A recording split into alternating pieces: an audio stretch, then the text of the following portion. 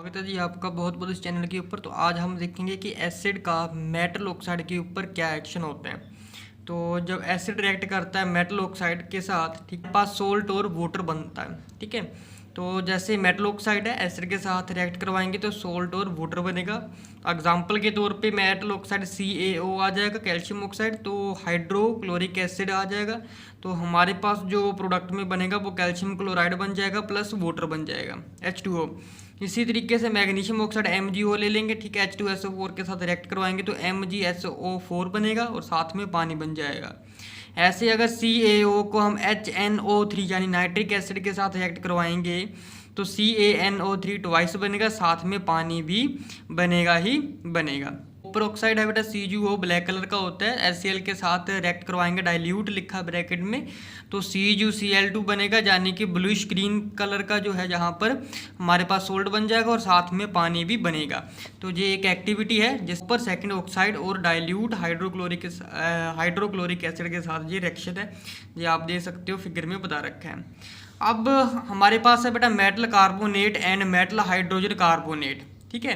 तो इसके साथ किस तरीके से रिएक्ट करेगा, तो जब हमारे पास जो मेटल कार्बोनेट और हाइड्रोजन कार्बोनेट रिएक्ट करेंगे एसिड के साथ, तो यहाँ पर CO2 गैस जो है एवॉल्व होनी शुरू हो जाएगी और साल्ट बनेगा। जैसे कि Na2CO3 सॉलिड है बेटा, Na2CO3 सॉलिड है, तो HCl के साथ रिएक्ट करवाएंगे तो हमें सोडियम क्लोराइड मिलेगा, पानी मिल जाएगा, कार्बन डाइऑक्साइड भी गैस एवॉल्व हो जाएगी, वो भी निकलेगी। तो CaCO3 है, तो HCl के साथ जब रिएक्ट करेंगे तो CaCl2 बनेगा और H2O पानी बन के तैयार हो जाएगा और साथ में कार्बन डाइऑक्साइड भी बनेगा, ठीक है। उसके बाद है NaHCO3 सोडियम हाइड्रोजन कार्बोनेट को जब सल्फ्यूरिक एसिड के साथ रिएक्ट करवाएंगे H2SO4 के साथ, तो हमारे पास Na2SO4 बनेगा, पानी बन जाएगा और कार्बन डाइऑक्साइड बन जाएगी, ठीक। Metal hydrogen carbonate such as NaHCO3 is also known as metal bicarbonate. तो NaHCO3 को हम बाइकार्बोनेट भी बोल देते हैं, मेटल बाइकार्बोनेट। तो ये हमारे पास बेटा एक्टिविटी है, ठीक है, तो आप देख सकते हो, ये फिगर में भी दे रखा है, ठीक है। डेमोस्ट्रेशन है कि कार्बन डाइऑक्साइड किस तरीके से निकल रही है। और वीक एसिड के बारे में पढ़ेंगे तो हमें पता है कि जो एसिड है वो H+ आयन देगा, ठीक है, जब उसे डिसॉल्व किया जाएगा पानी में। जैसे कि HCl है, पानी में डिसॉल्व करेंगे तो H+ आयन मिलेंगे और साथ में Cl नेगेटिव, ठीक है। H2SO4 को हम पानी के साथ रिएक्ट करवाएंगे, यानी कि पानी में डिसॉल्व करेंगे तो H+ आयन बनेगा और SO4 2 नेगेटिव ये एक्वा सोल्यूशन में मिल जाएगा। तो जब आयन बनेंगे तो इसे हम आयोनाइजेशन प्रोसेस बोल देते हैं, ठीक है। तो now all acid are not equally ionised in water. तो जितने भी एसिड होते हैं वो इक्वली आयोनाइज्ड नहीं होते हैं वाटर में। तो जो एसिड है which are ionised to large extent are known as strong acid. तो ऐसे एसिड जो कि लार्ज एक्सटेंट तक आयोनाइज हो जाते हैं वाटर के साथ, तो वो स्ट्रॉन्ग एसिड होते हैं। एग्जाम्पल की जैसे HCl है, H2SO4 है, ये स्ट्रॉन्ग एसिड होते हैं। हाउएवर इसी तरीके से जो कि स्मॉल एक्सटेंट तक आयोनाइज होते हैं वो वीक एसिड होते हैं। जैसे कि कार्बोनिक एसिड है H2CO3 है, ठीक है। फॉर्मिक एसिड होता है HCOOH, ठीक है। उसके बाद एसिडिक एसिड CH3COOH होता है, आर वीक एसिड। तो CH3COOH जब वाटर के साथ मिक्स करेंगे तो बेटा CH3CO नेगेटिव बनेगा, साथ में H+ आयन देगा जी। तो H3PO4 जब वाटर के साथ रिएक्ट करवाएंगे तो H+ आयन देगा, साथ में PO4 3 नेगेटिव आयन भी देगा। बेसिकसिटी ऑफ एसिड, बेसिकसिटी ऑफ एसिड क्या होता है, ये number of replacement hydrogen atom present in an acid which it can release when dissolve in water or in aqueous solution। तो कह रहा है कि जो number of replaceable hydrogen atom present होते हैं एसिड में कब होंगे, जब इट कैन रिलीज, जब वो रिलीज कर देगा, ठीक है, जब उससे पानी में डिसॉल्व किया जाएगा या फिर एक्वा सोल्यूशन के साथ जो है डिसॉल्व किया जाएगा। तो एसिड है been classified as monobasic, dibasic, tribasic को हम बेटा क्लासीफाई करते हैं मोनोबेसिक, डायाबेसिक ते ट्राइबेसिक में, ठीक है। तो depending upon the number of replaceable hydrogen atom present. तो ये हमारे पास जो कैटेगरी है वो बनाई गई है कि कितने हाइड्रोजन एटम जो है रिप्लेसेबल हो रहे हैं, ठीक है, उसके अकॉर्डिंग ये क्लासिफिकेशन की गई है।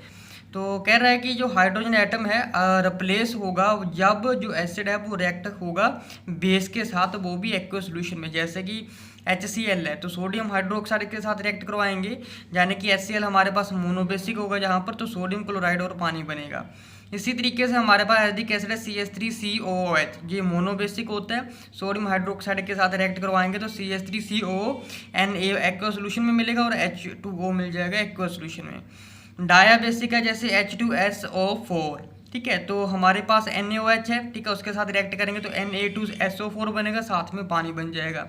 ट्राइबेसिक में बेटा H3PO4 आ जाएगा, पोटाशियम हाइड्रोक्साइड KOH के साथ रिएक्ट करवाएंगे तो K3PO4 बन जाएगा और H2 बनेगा। बेस की क्या क्या प्रॉपर्टी होती हैं, तो base have generally bitter taste and सोपी टच अगर आप करोगे तो वो सोपी होगा, ठीक है, और टेस्ट इसका बिटर होता है। तो water soluble base are known as alkalis, ठीक है, तो जो पानी में घुल जाते हैं बेस उन्हें हम क्या बोल देते हैं, अल्काइल्स। तो base dissolve in water to release OH negative, तो जब बेस को हम वाटर में डिजोल्व करते हैं तो OH नेगेटिव जो है आयन रिलीज होते हैं। तो base turn red litmus to blue, तो बेस जो है रेड लिटमस को ब्लू में टर्न कर देते हैं और फिनोफ्थेलीन में पिंक कलर देते हैं, और येलो कलर जो बनता है वो मिथाइल ऑरेंज के साथ बनता है, इंडिकेटर के साथ बनता है। तो they do not change the colour of methyl orange indicator, तो मिथाइल ऑरेंज इंडिकेटर का ये कलर चेंज नहीं करते। मेटल का जब हम बेटा बेस के साथ रिएक्ट करवाएंगे तो हमें क्या मिलेगा, ठीक है, तो जैसे कि मेटल जिंक है, टिन है, एल्यूमिनियम है, अगर स्ट्रॉन्ग अल्केलाइल्स यानी कि स्ट्रॉन्ग बेस के साथ रिएक्ट करवाएंगे NaOH और KOH के साथ, ठीक है, तो हाइड्रोजन गैस एवॉल्व हो जाएगी। तो नीचे रिएक्शन दे रखी है Zn प्लस NaOH, तो हमारे पास देखो हाइड्रोजन गैस एवॉल्व होगी जहाँ पर मिलेगी, और Na2ZnO2 भी मिलेगा।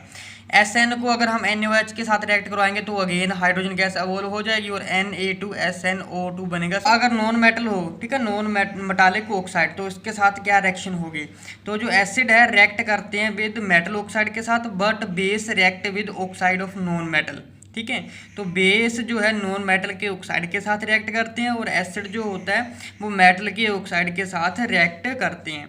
तो नॉन मेटल के ऑक्साइड कौन कौन से होते हैं, जैसे कि CO2 है, SO2 है, SO3 है, ठीक है, तो इसके साथ रिएक्ट करने के बाद जो सोल्ट और वाटर बनाते हैं, जैसे कि NaOH है, CO2 के साथ रिएक्ट करेंगे तो पानी मिलेगा और Na2CO3 सोल्ट मिल जाएगा।